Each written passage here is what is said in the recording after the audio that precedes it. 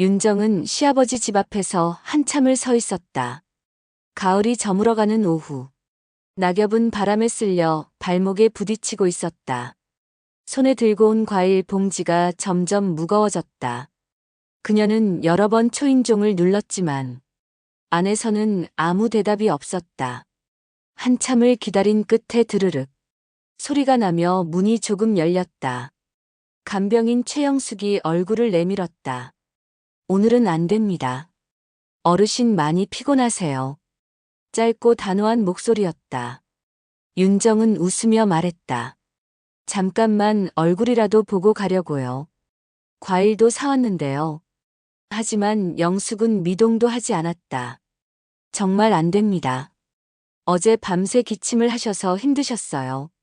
문틈 사이로 윤정은 시아버지의 모습이 스쳐 지나가는 걸 봤다. 의자에 앉아있던 시아버지는 창백한 얼굴로 멍하니 벽을 보고 있었다. 그 모습은 윤정이 기억하던 당당한 시아버지의 모습과 너무 달랐다. 왜 이렇게 야위셨지? 얼굴빛이 말이 아니네. 윤정의 가슴이 철렁 내려앉았다. 내일 다시 올게요. 윤정은 겨우 웃으며 말하고 돌아섰지만 마음속 불안은 사라지지 않았다. 그날 밤 윤정은 남편 민호에게 말했다. 여보, 아버님 얼굴이 너무 안 좋으셔. 뭔가 이상해. 민호는 TV를 보며 대수롭지 않게 대답했다. 연세도 있으시고 몸이 약해지신 거겠지.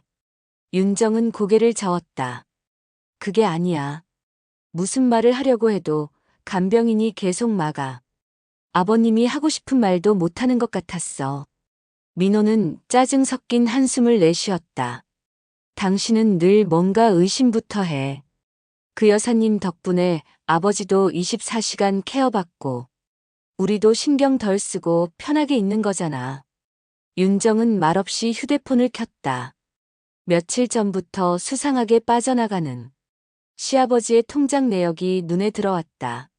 몇백만 원씩 계속 사라지고 있었고 사용처는 가구점, 미용실, 심지어 온라인 쇼핑몰이었다. 아버님이 저런데 돈 쓰실 분이 아닌데. 윤정은 결국 마음을 굳혔다. 내일부터 본격적으로 알아봐야겠다.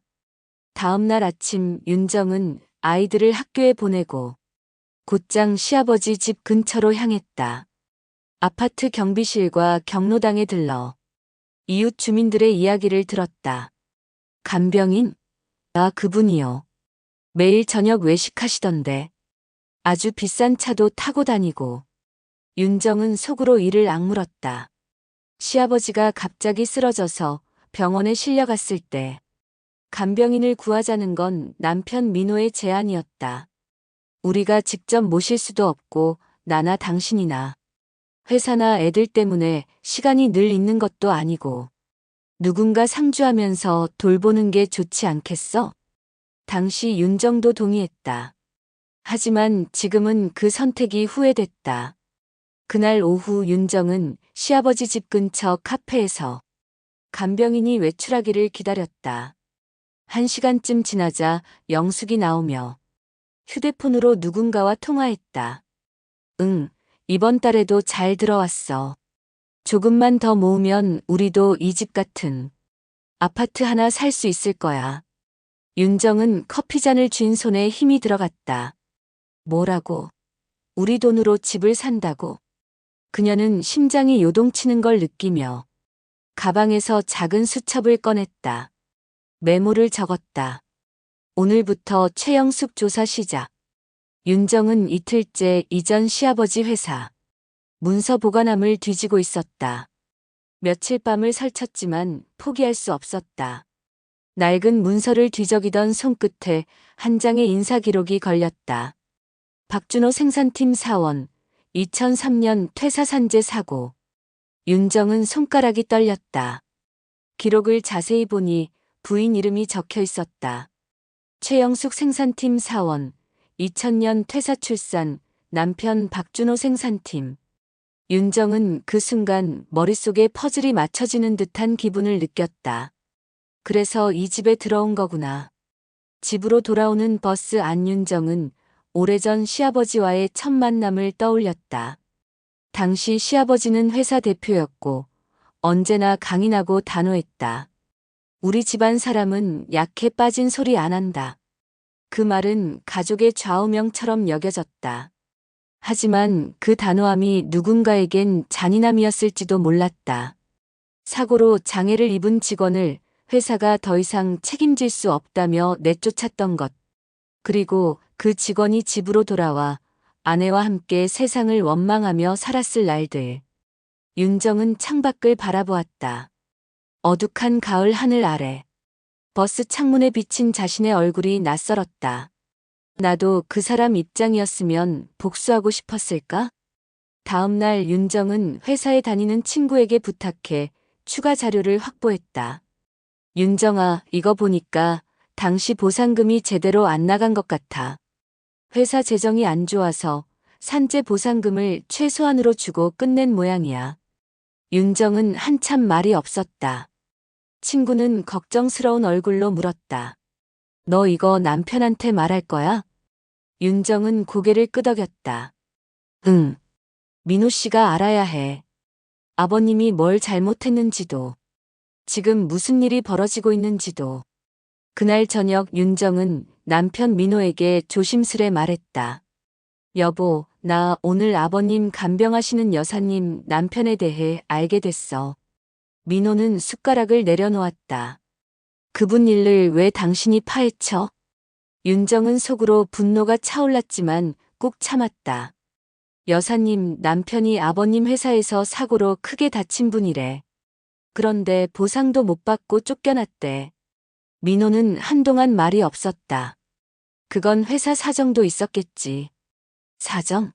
당신 아버님은 그때 회사 사장이었어. 결국 그 결정은 아버님이 내린 거잖아. 민호의 표정이 굳어졌다. 지금 와서 그런 얘기에서 뭐가 달라지는데? 적어도 우리가 지금 당하고 있는 일이 왜 벌어지는지는 알 수 있잖아. 그분 아버님 재산으로 자기 인생 되찾으려는 거야. 민호는 자리에서 벌떡 일어났다. 내가 해결할게. 당신은 더 파지 마. 윤정은 마음속에 찬바람이 스며드는 것을 느꼈다. 왜 나랑 같이 싸우려고 하지 않아? 왜 저 사람 편을 들어? 며칠 후 윤정은 다시 시아버지 집을 찾았다. 이번엔 정면으로 부딪히기로 했다. 현관 앞에서 기다리고 있으니 영숙이 장바구니를 들고 나왔다. 또 오셨네요. 영숙은 피곤한 얼굴로 말했다. 윤정은 깊은 숨을 들이마셨다. 우리 얘기 좀 해요. 무슨 얘길요? 당신 남편 얘기, 그리고 아버님 얘기요. 영숙의 눈빛이 순간 흔들렸다. 그걸 어떻게 알아요? 그때 일이 당신을 얼마나 힘들게 했는지도 알아요. 하지만 그렇다고 이렇게까지 하는 건 아니잖아요. 영숙은 씁쓸하게 웃었다. 그럼 당신 같으면? 남편이 다치고 평생 아파서 고통받고 살다 결국 죽었는데 그 사람들 아무도 찾아오지 않았어요. 보상금은 고작 몇 달 생활비에도 못 미쳤죠. 그때 저희가 어떤 기분이었을 것 같아요? 윤정은 아무 말도 할 수 없었다. 영숙은 장바구니를 들고 집으로 들어가며 말했다. 이건 돈이 아니라 기억이에요. 그 사람이 우리를 잊지 않았다는 걸 느끼게 해주는 거죠. 문이 닫히는 소리 뒤로 윤정은 한참을 서 있었다.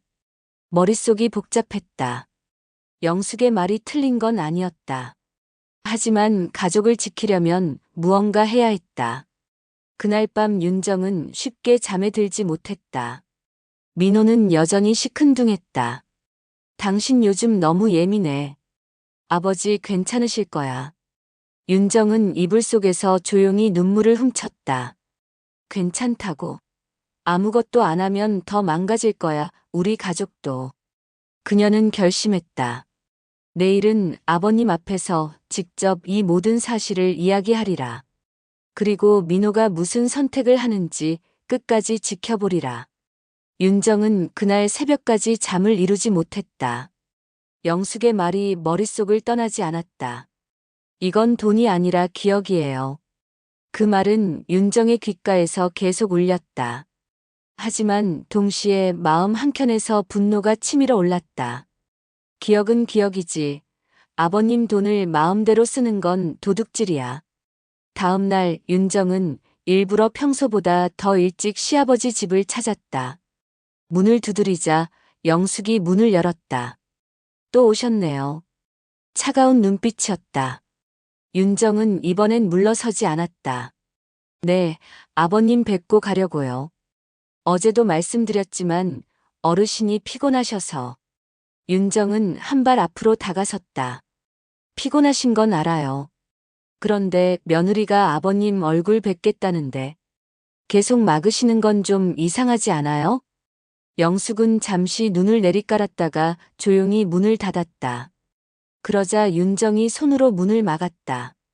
잠깐만요. 오늘은 그냥 이렇게 못 갑니다. 집 안 거실로 들어서자 시아버지는 소파에 앉아 있었다. 윤정은 시아버지 옆에 앉으며 말했다. 아버님, 저 왔어요. 요즘 잘 지내세요? 시아버지는 무표정한 얼굴로 천천히 고개를 끄덕였다. 하지만 눈빛에는 무언가 두려움 같은 것이 스쳐 지나갔다. 윤정은 그 순간 확신했다. 아버님도 뭔가 눈치를 보시고 있어. 영숙이 팔짱을 끼고 서 있었다. 볼일 보셨으면 가시죠. 어르신 쉬셔야 돼요. 윤정은 벌떡 일어나 영숙을 향해 말했다. 왜 그렇게까지 막으세요? 아버님이 무슨 말을 할까봐 겁나시나요? 영숙의 표정이 굳었다. 당신은 아무것도 몰라요. 그럼 알려주세요. 당신 남편 얘기 다 알아요. 그 일이 얼마나 힘드셨는지도 알아요. 하지만 그걸로 지금 이런 식으로 아버님을 조종하는 건 잘못된 거 아니에요? 영숙은 한참 윤정을 노려보다가 입을 열었다. 조종은 당신들 쪽에서 한 거겠죠. 회사에서 잘라놓고 연락 한 번 안 했잖아요. 보상은커녕 우리한테 남은 건 빚뿐이었어요. 윤정은 잠시 말문이 막혔다. 영숙은 한 발 다가서며 목소리를 높였다. 우리 남편은 회사가 시키는 대로 열심히 일한 죄밖에 없어요. 그런데 하루아침에 사고 책임은 본인 과실이라고 하더군요. 그 말 한마디에 우리 인생은 끝났어요. 거실은 숨막히게 조용해졌다. 윤정은 떨리는 손으로 가방을 움켜쥐었다. 저도 그 일 안타깝게 생각해요. 하지만 지금 이건 복수가 아니라 범죄예요. 그 순간 시아버지가 기침을 했다. 그만해라. 약한 목소리였다. 윤정은 아버지 곁으로 다가갔다. 아버님 괜찮으세요? 시아버지는 손을 흔들며 말했다. 괜찮다. 영숙이 시아버지를 부축해 방으로 데리고 들어갔다. 윤정은 그 뒷모습을 보며 이를 악물었다. 이제 정말 민호가 나서야 해. 그날 저녁 윤정은 집에서 남편 민호를 기다렸다. 민호가 들어오자 윤정은 바로 물었다. 당신 아버님 집에 요즘 자주 가더라. 기서 무슨 얘기해? 민호는 피곤한 얼굴로 웃었다. 별 얘기 안 해. 아버지랑 시간 보내는 거지. 윤정은 냉정하게 말했다. 간병인 딸이랑도 같이 있던데? 민호의 얼굴에 잠시 그림자가 드리웠다. 그 애는 걔네 엄마 따라 도와주는 거야. 윤정은 단호했다. 지금 그 여자한테 마음이 흔들리는 거야? 민호는 대답하지 않았다. 그 침묵이 오히려 대답 같았다. 윤정은 깊은 한숨을 내쉬었다. 당신 지금 우리 가족보다 그 사람들 편이지? 민호는 자리에서 일어나 문을 닫고 나갔다. 그 소리가 윤정의 가슴을 쿵 울렸다. 집안이 텅 비어버린 것 같았다. 그날 밤 윤정은 홀로 거실에 앉아 있었다. 불 꺼진 집안, 냉장고 돌아가는 소리만이 들렸다. 윤정은 속으로 중얼거렸다.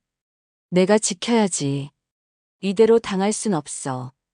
그녀의 눈빛에는 결연한 의지가 담겨 있었다. 이제 더 이상 물러서지 않으리라. 내일 모든 걸 드러내리라. 민호는 그날 저녁 퇴근길에 아버지 집 근처에서 차를 세웠다. 창문 밖으로 불 꺼진 아파트를 한참 바라보다가 그는 천천히 문을 열고 계단을 올랐다. 현관 앞에 서니 이상하게도 마음이 편안해졌다. 문이 열리자 수진이 나타났다. 오셨어요? 할아버지 이제 막 주무셨어요. 수진은 밝게 웃으며 민호를 집 안으로 안내했다. 집 안에는 아버지가 드시는 한약 냄새가 은은하게 났다. 차분한 조명이 켜진 거실은 따뜻했다. 수진이 따뜻한 차를 내왔다. 민호 씨, 요즘 피곤해 보이세요. 민호는 순간 웃음이 나왔다. 아내 윤정은 늘 그를 탓했지만 수진이는 그의 피곤함을 먼저 걱정해 주었다. 회사 일이 많아서 그래. 너는 직장 생활 어때? 괜찮아요. 요즘은 익숙해져서 덜 혼나요. 그러니까 이렇게 저녁에 엄마 보러 여기 오기도 하죠. 민호 씨도 볼 수 있고. 수진의 말에 민호는 아랫도리가 묵직해졌다. 나도 너랑 너희 어머니가 아버지 잘 돌봐줘서 고마워. 여기서 너 보면 나도 걱정이 없어진다. 며칠 후 주말에 민호는 아버지 집에서 자고 왔다. 윤정은 그 모습을 보고 점점 화가 치밀었다. 당신 요즘 왜 이렇게 거길 자주 가? 집에 있는 시간보다 거기 있는 시간이 더 많아. 민호는 대답하지 않았다. 혹시 그 간병인 아줌마 딸 때문에 그러는 거야? 윤정의 날카로운 질문에 민호는 잠시 멈칫했다. 말 좀 해. 지금 그 여자한테 마음이 가 있는 거야? 민호는 결국 목소리를 높였다. 그만해. 수진은 그냥 착한 얘야. 지네 엄마도 도와주고 아버지도 좋아하시고. 좋아하시니까? 그래서 당신도 좋아하게 됐어? 윤정의 말은 칼처럼 날카로웠다. 민호는 결국 집을 나가버렸다. 그날 밤 윤정은 홀로 거실에 앉아 울었다. 눈물은 멈추지 않았다. 내가 뭘 잘못한 걸까? 왜 우리 가족이 이렇게 무너지는 거지? 다음 주 민호는 수진과 단둘이 마주 앉았다. 수진아, 너랑 얘기하고 있으면 마음이 편해. 요즘 집에 있으면 숨이 막혀. 수진은 잠시 민호를 바라보다가 조용히 말했다. 나도 민호 씨랑 있으면 좋아요. 근데 이러면 안 되는 거 아닌가요? 민호는 손으로 수진의 머리를 쓰다듬었다. 알아. 나도 알아. 그런데 이상하게 너랑 있으면 나도 예전에 나 같아. 그 말에 수진이 민호의 옷을 만지작거렸다. 저희 엄마 알면 큰일 날 거예요. 민호 씨 아내분도. 침묵하던 민호의 손이 어깨를 거쳐 수진의 손을 잡았다. 나도 그만해야 하는 거 아는데. 지금은 그냥 이렇게 있고 싶어.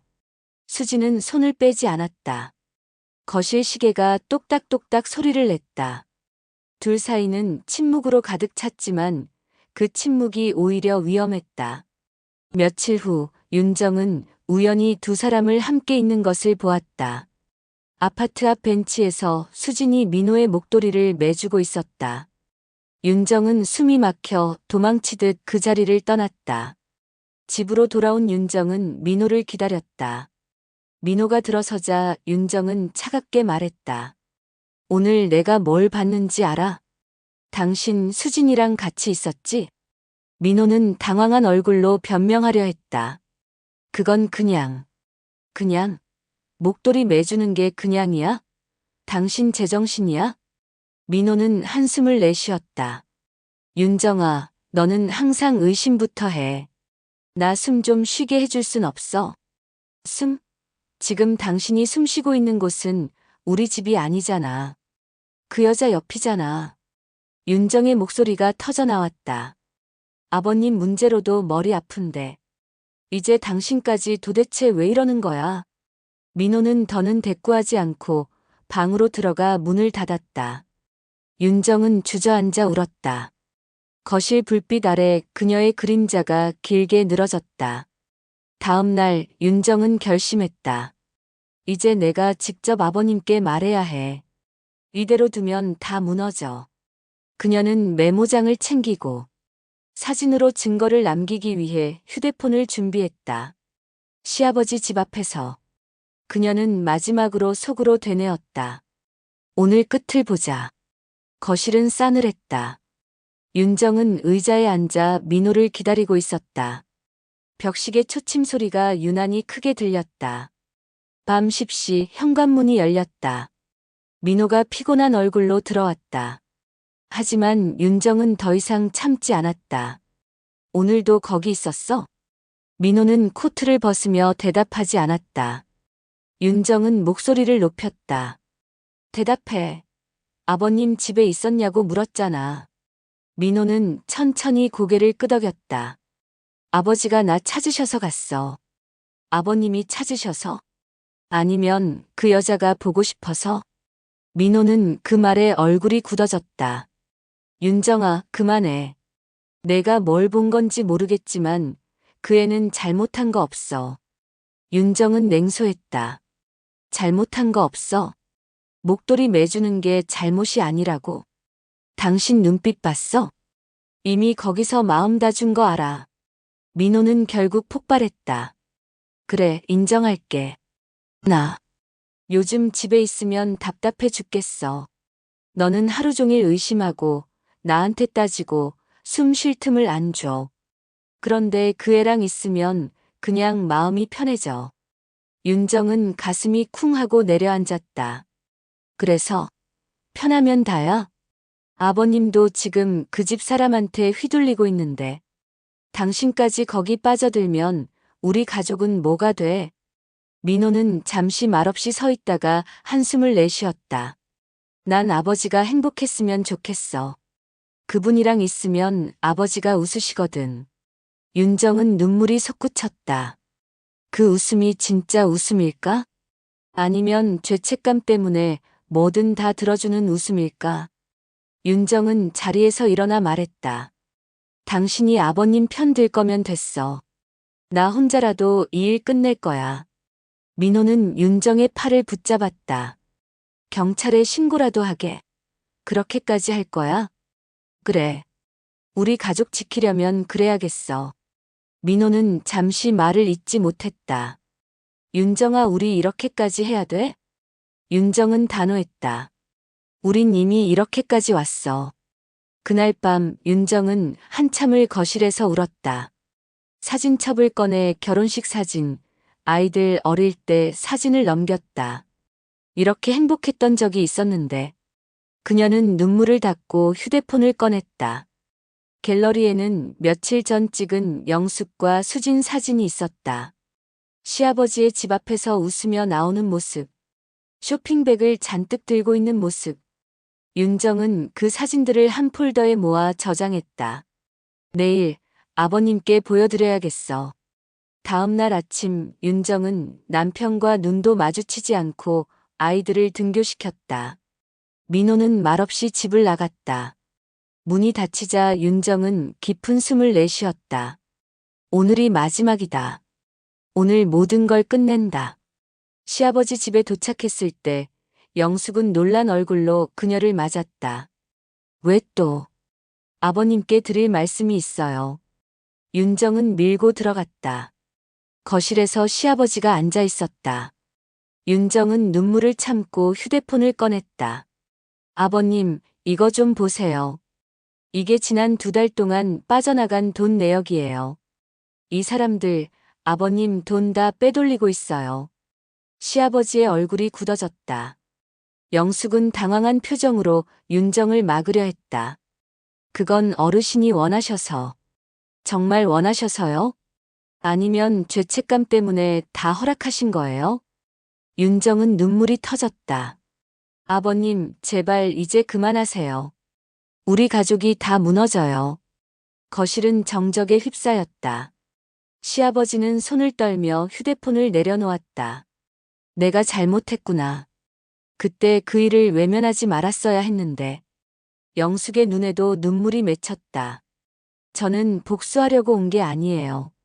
그저 그때 우리 고통을 기억하게 해주고 싶었을 뿐이에요. 윤정은 말없이 앉아 울었다. 민호가 들어서자 거실은 더 긴장감으로 가득 찼다. 윤정은 남편을 바라보며 말했다. 당신도 이제 봤지? 선택해. 우리 지킬 건지, 그 집 지킬 건지. 민호는 아무 말도 하지 못했다. 그의 얼굴엔 깊은 갈등이 서려 있었다. 거실은 무겁고 긴장된 침묵에 잠겨 있었다. 윤정은 여전히 눈물이 그렁그렁했고 민호는 현관문 앞에 서 있었다. 시아버지는 깊은 숨을 내쉬며 두 손으로 얼굴을 감쌌다. 내가 그때 그 일을 외면하지 말았어야 했다. 그의 목소리는 쉰 듯 떨렸다. 윤정은 아버지 옆에 앉았다. 아버님 잘못이 아니에요. 하지만 이제는 멈추셔야 해요. 더 이상 이렇게 두면 아버님도 힘들고 우리 가족도. 민호는 여전히 말이 없었다. 영숙은 소파 맞은편에 앉아 있었다. 그녀의 눈가엔 눈물이 맺혀 있었다. 저도 알고 있었어요. 어르신이 늘 미안해 하신다는 걸. 하지만 우리 남편은 끝내 그 말을 못 듣고 세상을 떠났어요. 저라도 그 미안함이라도 느끼고 싶었어요. 시아버지는 고개를 떨구었다. 미안하네. 정말 미안하네. 그는 떨리는 손으로 영숙의 손을 잡았다. 이제 그만하세. 남은 건 내 몫으로 감당하겠네. 윤정은 그 말을 듣고 안도의 숨을 쉬었지만 마음 한편은 아직 풀리지 않았다. 아버님, 이제 여사님 집에서 나가시게 해주세요. 그리고 더 이상 돈도 보내지 말고요. 영숙은 조용히 고개를 끄덕였다. 알겠어요. 저도 이제 떠나야겠죠. 그게 서로를 위해 좋은 일 같아요. 그녀는 자리에서 일어나 방으로 들어갔다. 잠시 후 작은 여행 가방을 들고 나왔다. 거실을 지나가며 마지막으로 시아버지를 바라봤다. 그동안 고마웠어요. 저는 이제 제 삶으로 돌아갈게요. 문이 닫히자 집안은 다시 고요해졌다. 민호는 여전히 문 앞에 서 있었다. 윤정은 그를 향해 돌아섰다. 이제 당신 차례야. 우리 지킬 거야. 아니면 그 여자랑 계속할 거야? 민호는 깊은 숨을 내쉬었다. 나도 헷갈렸어.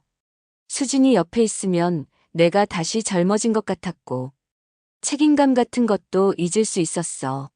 하지만 오늘 보니까 그게 다 도망이었더라. 윤정은 눈물이 핑 돌았다. 도망이라도 당신이 우리 곁에 없는 건 너무 힘들었어. 민호는 조용히 다가와 윤정의 손을 잡았다. 미안해. 다시 집으로 돌아갈게. 우리 처음부터 다시 시작해보자. 윤정은 한참 그를 바라보다가 고개를 끄덕였다.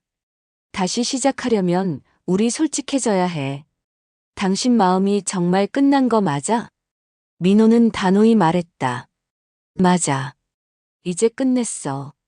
며칠 후 시아버지 집은 한결 조용해졌다. 윤정은 다시 자주 들렀고 시아버지는 차츰 예전의 활기를 되찾았다. 민호는 주말마다 시아버지와 산책을 했고 둘 사이의 관계는 조금씩 회복되었다. 어느 날 저녁 윤정은 시아버지 집 거실에서 차를 마시며 창밖을 바라봤다. 노을빛이 아파트 벽에 길게 드리워지고 있었다. 그녀는 천천히 속으로 중얼거렸다. 이제 정말 끝났구나. 하지만 그 말 뒤에 묘한 쓸쓸함이 남았다. 영숙과 수진의 그림자가 여전히 마음 한구석에 남아 있었다. 그들도 어쩌면 또 다른 피해자였을지도 모른다는 생각이 들었다. 윤정은 그날 밤 일기를 썼다. 나는 오늘 용서라는 말을 떠올렸다. 쉽지 않았지만 조금은 마음이 가벼워졌다. 우리 가족도 다시 시작할 수 있을 것이다. 그날 밤 민호가 조심스레 다가왔다. 윤정아, 오늘은 우리만의 시간을 보내자. 윤정은 고개를 끄덕였다. 둘은 오래된 소파에 나란히 앉아 텔레비전을 켰다. 별것 아닌 예능 프로그램이 흘러나왔지만 그 소리가 묘하게 따뜻했다. 오랜만에 집안의 웃음소리가 퍼졌다. 그리고 그 웃음은 오래 묻어있던 상처를 천천히 감싸기 시작했다. 봄바람이 불어오는 1년 후. 윤정은 다시 시아버지 집 앞에 서 있었다. 작년 가을 폭풍 같은 사건이 지나간 뒤로 많은 것이 변했다. 시아버지는 이제 건강을 어느 정도 회복했고 웃음도 늘었다. 거실에는 꽃 화분이 하나 더 놓여 있었다. 윤정이 들어서자 시아버지가 반갑게 웃었다. 왔구나. 요즘 얼굴 좋아졌네. 윤정은 미소 지으며 과일 바구니를 내려놓았다. 아버님도 많이 좋아지셨어요. 이제는 우리도 걱정 좀 놓을 수 있겠네요. 민호는 주말마다 시골 근처 산책길을 찾아 시아버지와 함께 걸었다. 그 시간은 두 사람에게 작은 화해의 시간이었다. 민호는 어느 날 윤정에게 말했다. 이상하지? 예전엔 그냥 의무감으로만 왔는데 이제는 아버지랑 얘기하는 게 편해. 윤정은 그 말을 듣고 마음이 조금 놓였다. 부부 사이도 조금씩 회복됐다. 아직 완전히 예전만큼은 아니었지만 서로의 감정을 조금 더 이해하게 됐다. 민호는 한 번 더 사소한 거짓말을 하지 않겠다고 약속했고 윤정은 민호를 의심하기보다는 대화를 먼저 시도하기로 했다. 하지만 여전히 마음 한구석에는 그림자가 남아 있었다. 윤정은 어느 날 영숙의 소식을 들었다. 동네 지인의 말로는 영숙은 다른 요양원에서 일하고 있다고 했다. 그리고 수지는 더 좋은 회사로 옮겨서 열심히 일한다는 소식도 들려왔다. 윤정은 잠시 멈춰 서서 하늘을 올려다보았다. 그 사람들도 이제 새로운 삶을 살고 있겠지. 그녀는 가만히 눈을 감았다. 지난날의 분노와 상처가 조금은 무뎌져 있었다. 영숙이 떠나던 날의 눈빛 속에 담긴 슬픔과 고통이 이제야 조금 이해되는 것 같았다. 봄 기운이 가득한 주말 윤정인의 가족은 시아버지를 모시고 가까운 교회로 여행을 갔다. 시아버지는 아이들이 펜션 마당에서 뛰어노는 모습 웃으며 바라보았다. 민호는 아버지 옆에 앉아 커피를 마시며 말했다. 아버지, 이젠 걱정 말아요. 우리 잘 지낼 거예요. 시아버지는 고개를 끄덕였다. 그때 일 이제는 마음 내려놓았다. 남은 날은 즐겁게 살고 싶다. 윤정은 그 말을 들으며 눈가가 붉어졌다. 긴 시간 동안 쌓인 응어리가 조금씩 풀려나가는 느낌이었다. 밤이 되자 가족들은 모닥불을 피웠다. 민호는 윤정 옆에 앉아 조용히 말했다. 윤정아, 그때 정말 미안했어. 너 힘들게 만든 거. 윤정은 고개를 끄덕였다. 나도 미안해. 나도 그때 너무 몰아붙였어. 두 사람은 한참을 불꽃을 바라보았다. 불꽃이 튀며 밤하늘로 작은 불씨가 날아갔다.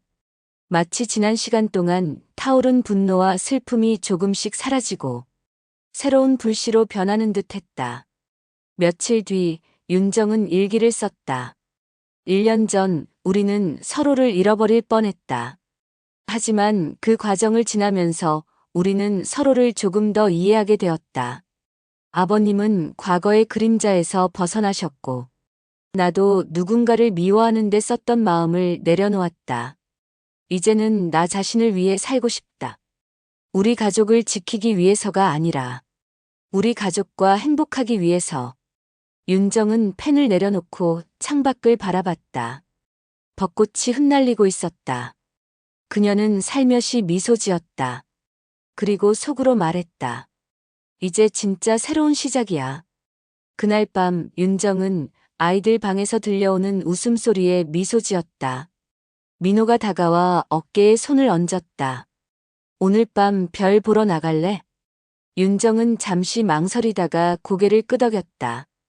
둘은 함께 집 뒤 작은 언덕으로 올랐다. 밤하늘엔 별이 가득했다. 윤정은 민호의 손을 꼭 잡았다. 멀리서 개 짖는 소리, 바람에 흔들리는 나뭇잎 소리가 들렸다. 그 순간 그녀는 정말로 모든 게 끝났음을 느꼈다. 이제 과거는 과거로 남기고 앞으로 나아갈 시간이었다. 구독, 좋아요, 알림 설정 부탁드립니다.